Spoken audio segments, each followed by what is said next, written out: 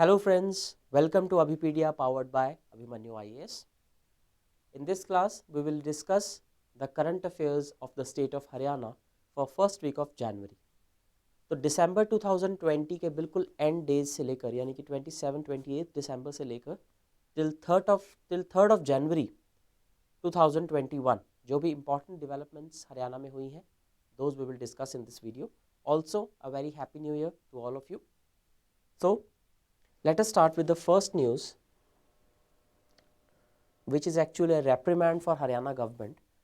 तो यमुना रिवर में पॉल्यूशन को लेकर नेशनल ग्रीन ट्राइब्यूनल ने NGT's monitoring committee has pulled up Haryana over not paying environmental compensation. तो जो नेशनल ग्रीन ट्राइब्यूनल है उसमें ये केस चल रहा है हरियाणा गवर्नमेंट के खिलाफ। तो हरियाणा जो है वो एनवायरमेंटल कॉम्पनसेशन हरियाणा गवर्नमेंट ने पे नहीं की है। तो जो एनजीटी ने अपनी मॉनिटरिंग कमेटी बनाई हुई है, that is the Yamuna monitoring committee, उस कमेटी ने ये रेकमेंड किया है कि हरियाणा के ऊपर पेनल्टी लगाई जाए। So let us see what this case is all about. तो नेशनल ग्रीन ट्राइब्यूनल में ये केस चल रहा है। हरियाणा गवर्नमेंट, उस कमेटी का ये कहना है कि जो हरियाणा गवर्नमेंट है, it has delayed the setting up of new sewage treatment plants. Basically Yamuna में पॉल्यूशन को कम करने के लिए जो क्लीन यमुना कैंपेन है, जिस तरह से निर्मल गंगा अभियान चल रहा है, उसी तरह से यमुना को क्लीन करने के लिए भी एक कैंपेन चल रहा है। तो हरियाणा के काफ़ी सारे डिस्ट्रिक्ट से होकर यमुना गुजरती है। So on all the points where industrial effluents are being discharge into Yamuna और where the sewage is being discharge into Yamuna, वहाँ पर सीवेज ट्रीटमेंट प्लांट्स और industrial effluent treatment plants establish करने के लिए हरियाणा को डेडलाइन तय की गई थी। But Haryana government has delayed the setting up of new sewage treatment plants, और इसकी वजह से जो यमुना मॉनिटरिंग कमेटी है उसने हरियाणा के ऊपर पेनल्टी लगाने का फैसला कर लिया है।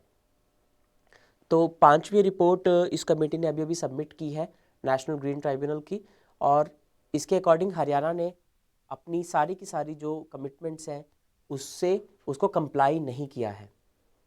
तो इसमें कितनी उसमें लगाया गया है, the you can say the penalty has been imposed for 5 lakh per month per STP compensation to central pollution control board.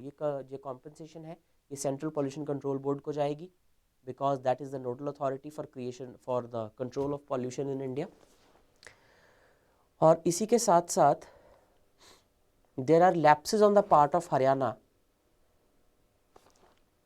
कौन कौन से डिस्ट्रिक्ट्स में हम इसको देखते हैं, यमुनानगर, पानीपत, सोनीपत, रोहतक, बहादुरगढ़, गुरुग्राम, फरीदाबाद एंड पलवल, इन सभी जगहों पर रैंडम चेकिंग की गई और यहाँ पर 16 सीवेज ट्रीटमेंट प्लांट्स की इंस्पेक्शन की गई and they were found not complying the standards. इनमें से कोई भी स्टैंडर्ड से कंप्लाई नहीं करता था। That means these were found wanting and that is why the Yamuna monitoring committee has decided to impose penalty on the government of Haryana. तो जो ऑफिसर्स हैं HSPCB के, उनकी ये ड्यूटी लगाई गई थी under the water act 1974 and environment protection act 1986। तो अगर ये कंडीशंस हरियाणा गवर्नमेंट पूरी नहीं करती है तो उनको पेनल्टी लगाई जा सकती है। This is what the NGT is going to do. और इसी तरह से कॉमन एफ्लुएंट ट्रीटमेंट प्लांट्स, एक तो हो गए sewage treatment plants, these are common effluent treatment plants. 12 CETPs were randomly checked and all were found non complying. 12 CETPs भी check किए गए और वो भी जो रिक्वायरमेंट्स हैं, जो नॉर्म्स हैं, उनसे कंफर्म नहीं करते थे। So they have also been find. कौन कंस्ट्रक्ट करता है CETPs को? The Haryana State Industrial and Infrastructure Development Corporation, HSIIDC, it constructs the CETPs। लेकिन बिना एफ्लुएंट कैरेक्टरिस्टिक्स को जाने उन्हें कंस्ट्रक्ट किया जा रहा था, उन्हें ऑपरेट किया जा रहा था, and that is one of the major reasons for the poor efficacy of the existing CETPs। तो ये सारा जो टर्मिनोलॉजी है, वेदर इट इज़ CETP और STP, बेसिकली इस न्यूज़ से आपको यही चीज़ निकालनी है कि यमुना क्लीन यमुना कैंपेन क्या चल रहा है, उसमें हरियाणा का कितना कंट्रीब्यूशन है और हरियाणा उसमें कैसे कैसे परफॉर्म कर रहा है। बेसिकली उसके अंडर STPs इस्टेब्लिश किए जाते हैं, CETPs इस्टेब्लिश किए जाते हैं, देन उनके नॉर्म सेट किए जाते हैं सो दैट सीवेज या जो कॉमन एफ्लुएंट्स हैं उन्हें रिवर में गिरने से पहले ट्रीट किया जा सके ट्रीट करके पानी को एक फेयर लेवल तक क्लीन करके फिर यमुना में डिस्चार्ज किया जाए, because that is one of the major reasons for the pollution in Yamuna, and Yamuna is one of the most polluted rivers in North India. The construction work of 7 CETPs at Faridabad, Gurugram and Yamunanagar has also not yet started. तो सारे ही criteria में जहाँ जहाँ पर हरियाणा को check किया गया regarding the treatment of this waste water, कहीं पर भी उसका जो रिजल्ट था वो सेटिस्फैक्ट्री नहीं पाया गया. सो कई बार इस तरह की न्यूज़ भी हमें कवर करनी पड़ती हैं जो हालांकि स्टेट की नेगेटिव एक पिक्चर पेश कर रही हैं, but we should know the reality. So कभी इसको इस तरह से आप क्रिटिसाइज करने की कोशिश ना करें एग्जाम्स में, लेकिन आपको एटलीस्ट इंफ्रास्ट्रक्चर पता लगता है and you can just use it in a different way. You can say that earlier they were not complying but they should comply with all the all the regulations under the Water Act and the Environment Protection Act, so that the Yamuna can be cleaned, so that the environment can be more livable. तो ये news दिखने में थोड़ी negative थी, but it had to be done. Second news थोड़ी सी positive है. Gurugram market set to become polythene free by January end. तो इस महीने के एंड तक जो गुरुग्राम की मार्केट है that will become polythene free. एक मार्केट है गुरुग्राम में. ये न्यूज़ इंपॉर्टेंट इसलिए है because it is going to be the first market in Haryana to become totally polythene free. और इसमें कुछ ऐसी चीज़ें वहाँ की एडमिनिस्ट्रेशन ने की है जिन्हें एज अ मॉडल अडॉप्ट किया जा सकता है. So if this model can be adopted in other parts of Haryana and even in other states as well, the entire state, the entire country can become polythene free. So it's a first of its kind initiative और ये लिया है municipal corporation of Gurugram ने. इसमें कोई sector 23 की market है जहाँ पर ये इनिशिएटिव लिया गया है. यहाँ पर ये इनिशिएटिव, इस इनिशिएटिव को जो ओवरसी कर रहे हैं that person is the joint commissioner of स्वच्छ भारत मिशन. यानी कि इसको एक तरह से स्वच्छ भारत मिशन के अंडर कंसिडर किया जा रहा है. सो कभी भी स्वच्छ भारत मिशन पे कोई आपको क्वेश्चन आता है या सजेशंस पूछे जाते हैं, you can mention this that even polythene contributes to pollution, even polythene leads to you can say pitiable conditions.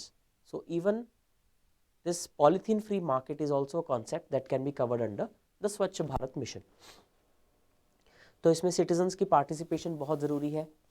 Basically इसमें मॉडल क्या अडॉप्ट किया जा रहा है, एक क्लोथ बैग बैंक बनाया गया है. Very very important, cloth bag bank. यहाँ पर कपड़े से बने हुए जो कैरी बैग्स हैं वो इकट्ठे किए गए हैं, दे हैव बीन कलेक्टेड. और वहाँ के जो दुकानदार हैं उनको 9,000 से ज़्यादा क्लोथ बैग्स बांटे गए हैं. तो एक मॉडल मार्केट की तरह इसको क्रिएट करने की कोशिश हो रही है. अगर ये एक्सपेरिमेंट सक्सेसफुल रहता है तो इसे बाकी जगह भी रेप्लिकेट किया जाएगा, so that the entire Haryana can become polythene free.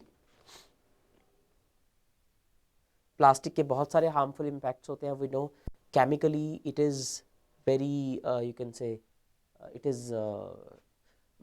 it is harmful to the health of animals, of human beings. Then it chokes the drains, so it it doesn't allow the free movement of water. अगर ये मिट्टी में दब जाता है तो ये ground water में जो पानी है बारिश का उसको सीप नहीं होने देता. So there are a lot many problems associated with polythenes, and now with the advent of new technology we can actually get away from such type of cheap solutions. So it is going to be the first polythene free market of Gurugram and in fact of Haryana as well. And if this experiment goes successful, then it can be replicated elsewhere as well. Next again एक और news जो कि cleanliness से ही related है. So this week in Haryana nothing much has happened as far as news is concerned, as far as any other area is concerned. तो environment, ecology से related, cleanliness से रिलेटेड या क्लीन इकोनॉमी से related इस तरह की चीज़ें हुई हैं. जैसे कि करनाल में बायो रिमीडिएशन के लिए 90,000 टन वेस्ट के बायो रिमीडिएशन के लिए कुछ पैसे अप्रूव किए गए हैं. So what is here important is that the policy of Haryana government to actually segregate the waste and the method of bioremediation and other methods that are undertaken in different municipalities. जैसे कि करनाल की example है, तो यहाँ पर bioremediation की जाएगी for segregation and processing of solid waste. अलग अलग तरीके अलग अलग चीज़ों के लिए किए जा रहे हैं. It is being done for और under the Karnal Smart City project. तो स्मार्ट सिटी जो है उसमें ऐसा ही नहीं है कि सिर्फ टेक्नोलॉजी यूज़ हो रही है, डिजिटाइजेशन हो रही है, that is a secondary thing. The primary thing is कि वहाँ पर क्लीनलीनेस हो, और क्लीनलीनेस भी अच्छे तरीक़ों से हो। तो इकोनॉमी और इकोलॉजी को साथ लेकर चलना, that is one of the major underlying themes of smart city project. तो ऐसे में वेस्ट को सेग्रीगेट करना, उसे प्रॉपरली रेमेडी करना, that is one of the major components of a smart city mission. तो करनाल स्मार्ट सिटी प्रोजेक्ट के under ये प्रोजेक्ट अंडरटेक किया गया है, that is another linkage for you. उसके बाद the entire site will be beautified by developing a park and planting trees.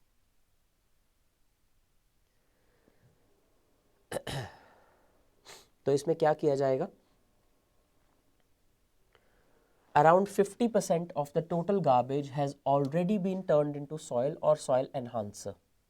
Soil या soil enhancer में इसको चेंज किया जा चुका है, मैन्योर में चेंज किया जा चुका है, एंड इसके बाद इसको और ज़्यादा जो है वो प्रोसेस किया जाएगा। The project will help in segregation of refuse derived fuel, RDF। It will help in segregation of refuse derived fuel, जिसमें plastic, polythene, tetra pack, clothes, wooden shells, ये सारी चीज़ें आ जाती हैं जिनको रिसाइकिल किया जा सकता है। तो इन सबको रिसाइकिल करके रिफ्यूज डिराइव्ड फ्यूल जो है वो क्रिएट किया जाएगा। और जो प्लांट्स है, जो प्लांट है, it generates compost manure from the solid waste. जितना भी सॉलिड वेस्ट है उसको अलग से ट्रीट किया जाएगा, जो रिसाइकलेबल है उसको रिसाइकल किया जाएगा। So different strategies for different things. जैसे कि पॉलीथीन जो है, इसको प्लास्टिक पैलेट्स में पहले कन्वर्ट कर लिया जाता है। एनी टाइप ऑफ पॉलीथीन और any type of plastic waste is first put into a shredder, shred करके उसके छोटे छोटे पैलेट्स बना लिए जाते हैं। Then those pellets can be melted and can be changed into any other form. तो मतलब अलग अलग तरीके से ये सारा जो प्रोसेस है वो किया जाएगा। So what are the underlying themes of this entire project basically? सबसे पहले तो smart city project.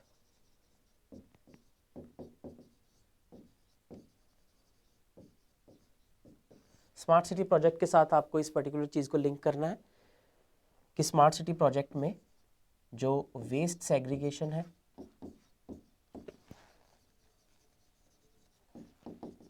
Waste collection है और वेस्ट ट्रीटमेंट है, ये तीनों चीज़ें इसी का पार्ट है। सेकंड, हमारे पास क्वेश्चन आता है कि क्या हम इसे स्वच्छ भारत मिशन से लिंक करके देख सकते हैं?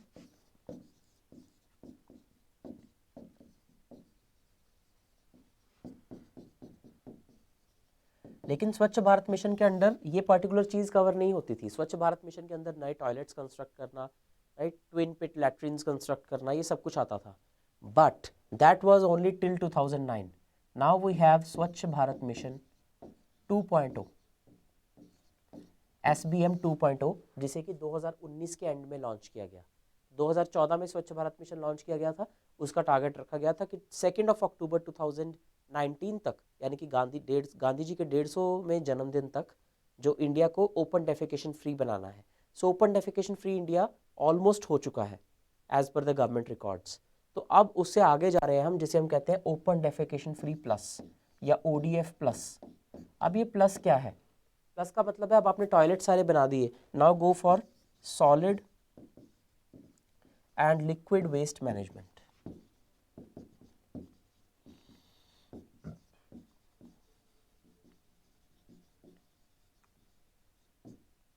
Solid and liquid waste management, यानी कि जो उससे सॉलिड और लिक्विड वेस्ट जनरेट होगा उसको मैनेज करो, उसको ट्रीट करो। So this particular thing can also be put under SPM 2.0। कहीं भी स्वच्छ भारत मिशन या उसका स्वच्छ भारत मिशन का सेकेंड फेज या ODF प्लस के बारे में आपको पूछा जाता है तो आप एग्जाम्पल दे सकते हैं कि जैसे करनाल जो स्मार्ट सिटी प्रोजेक्ट है उसके तहत the waste is being treated, bio remediation हो रही है, तो you can link it with that. Third, इसमें जो आप एंगल ले सकते हैं,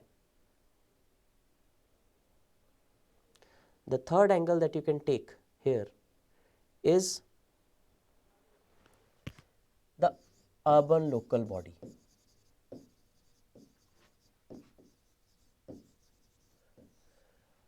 अर्बन लोकल बॉडी बेसिकली जैसे कि municipality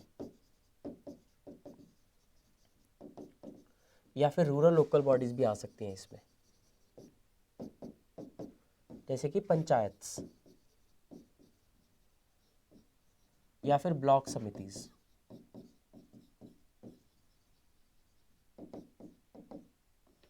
so what role they do they play in implementation of these projects, या फिर ये प्रोजेक्ट अगर नहीं भी हो at their own level what can they do.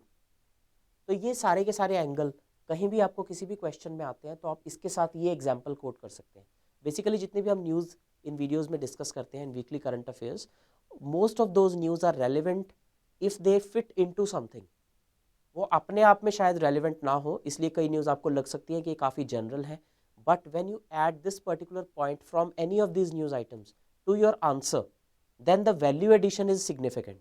जैसे आप कहीं भी इन तीनों टॉपिक्स में से किसी के बारे में भी लिख रहे हैं, दैट सी द एवोल्यूशन या changing role of urban local bodies और रूरल लोकल बॉडीज़ या smart city project, Swachh Bharat mission, आप इसमें कहीं पर भी अगर फॉर एग्जाम्पल हरियाणा को कोई पेपर लिख रहे हैं, वहाँ पर आप ये एग्जाम्पल दे देते हैं that in Karnal bioremediation is being done, या फिर in Gurugram the polythene bags have been banned, right? तो ये एग्जाम्पल्स जो हैं ये आपको बहुत ज़्यादा वैल्यू एडिशन करती हैं आपके आंसर में, and they can fetch you much more marks than you would have fetched if you did not raise quote those examples. तो ये इसका पर्पज़ होना चाहिए। So you should know how to use these news items. तो कितने सारे linkages हैं, कभी भी आप कोई भी न्यूज़ पढ़ें, try to put linkages into it, उसमें कीवर्ड्स ढूंढिए और उनको आप कैसे लिंक कर सकते हैं, also try to see that. Okay, so this is all for this week. We'll continue next week with Haryana current affairs. Thank you and have a nice day.